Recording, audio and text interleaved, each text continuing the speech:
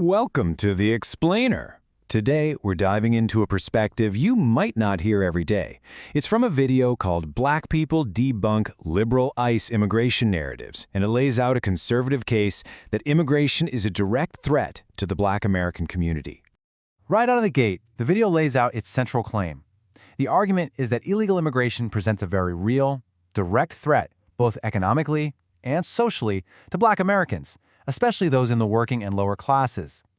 So, to really get a handle on this viewpoint, we're going to break it down into 5 key themes that the source covers, everything from job competition to the fight for political power.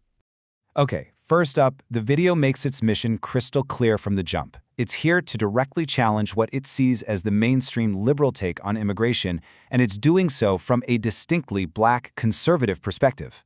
And look, this isn't framed as just some casual political debate.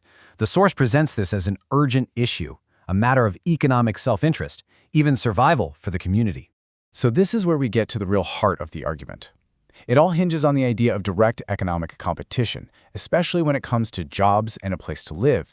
The idea is pretty straightforward. When migrants take blue-collar jobs, it directly hurts Black Americans who are after those very same opportunities. The source makes a point to mention folks with criminal records who already have a tough time finding work.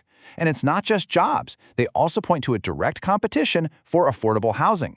And to really hammer this point home, the video zooms in on one specific place, New York City, to use as a case study for just how big they believe this issue is. Now, the source starts building its case with a few key numbers. First up, this one. It claims there are 600,000 illegal migrants in the city. Then, it puts that number right up against the city's homeless population, which it says is about 100,000 people. And this is where they tie it all together. The source does some quick math, estimating that 20% of those migrants are living in 120,000 apartments. From their perspective, those are units that could and should be used to house the city's entire homeless population. All right, from economics, the argument makes a pretty big pivot. Now we're talking about demographics and political power. This is where things get really interesting, because the source connects the whole immigration debate to the issue of abortion. The argument is that abortion rates are seriously holding back the Black community's population growth, which in turn weakens its political clout. And they bring out some stats to back this up. The video claims that out of about 1 million abortions in the U.S. each year, 400,000 of them involve Black babies. That's a huge number, especially when you consider that the community makes up about 13% of the U.S. population. And, this all leads to a pretty stunning conclusion from their point of view. The video claims that if those abortions weren't happening, the Black population would grow so fast that it could actually stop being a minority group within just 10 years. Okay, so after that, the video totally shifts gears to defend immigration and customs enforcement. Yep, ICE, by taking a common criticism head-on. They're really clear about the narrative they want to take down. They call it a lie, that ICE is basically just a police force designed to kick Black and brown people out of the country. So how do they do that? Well, they start listing off specific examples of white Europeans, people from the UK, France, and Canada, who were deported by ICE for some pretty serious crimes, like drug trafficking, money laundering, and identity theft. So the bottom line for this part of the argument is simple. From this perspective, ICE is just doing its job.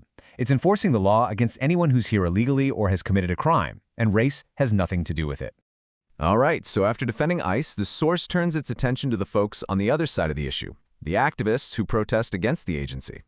And the whole critique really boils down to this one question. The video asks why these protesters have all this energy to go up against federal agents, but you don't see that same energy being used to fight what it calls more immediate threats right in their own neighborhoods, like drug dealers, gangs, or human traffickers.